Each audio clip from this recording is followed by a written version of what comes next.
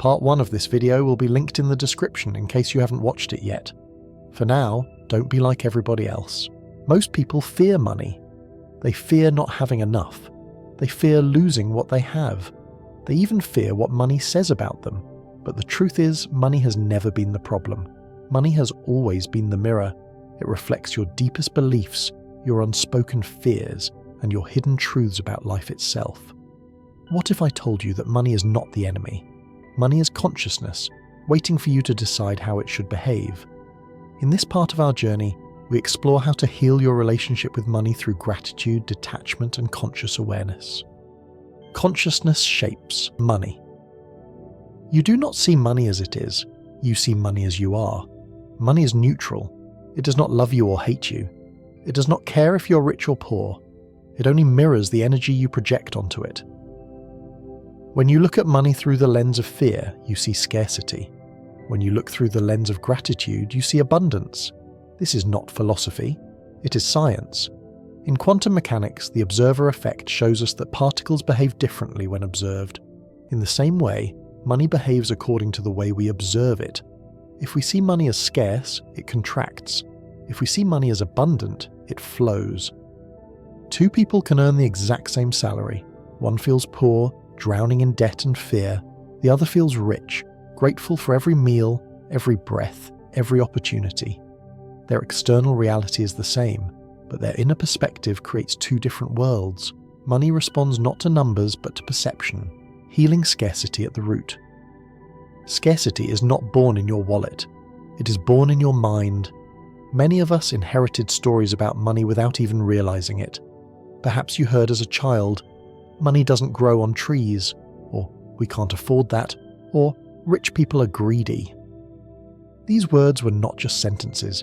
They became programs. They live inside you, shaping how you relate to money. Scarcity is also ancestral. Generations that lived through war, famine, and survival passed down their fears. You carry not only your own beliefs, but the collective memories of those before you.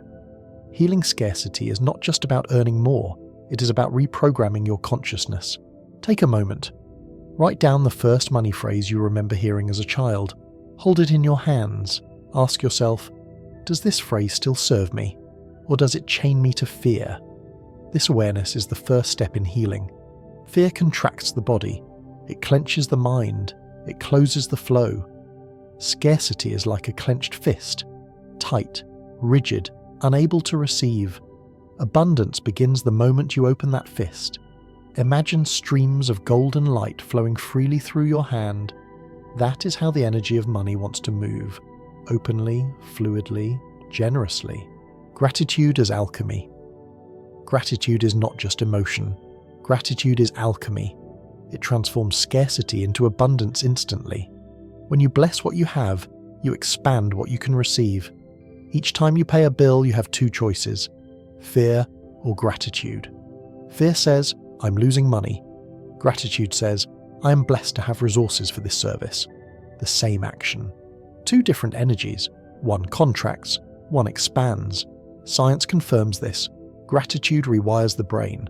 Neural pathways formed by fear and stress begin to dissolve, replaced by new circuits of creativity, resilience, and openness. People who practice gratitude regularly see more opportunities because their mind is trained to notice them. On a spiritual level, gratitude is a message to the universe. I trust your flow. I am in harmony with your abundance. And the universe responds in kind. So bless your money. Bless the food you eat, the roof over your head, the smallest coin in your pocket. Gratitude turns even a little into enough. Money is sacred energy. In ancient temples, offerings were never seen as loss. They were seen as sacred circulation. Energy leaving one hand to return through another. Money is no different. It is not lost when spent. It is placed into circulation.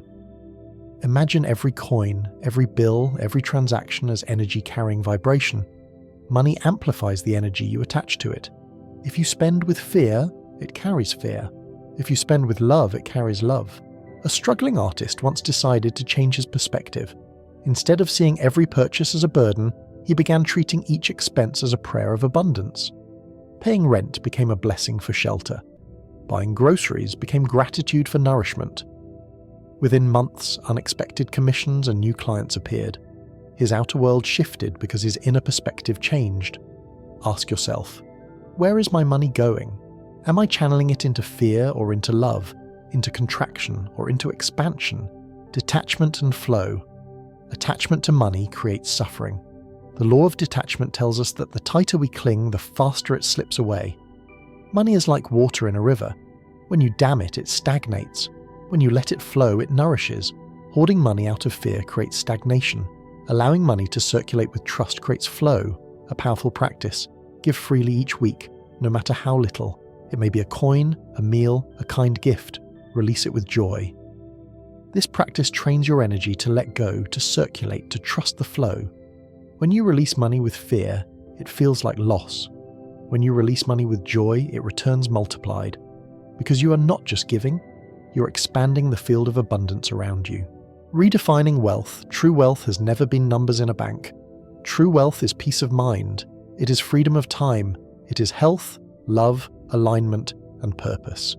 A millionaire who cannot sleep at night is poor. A monk with nothing but eternal calm is wealthy beyond measure.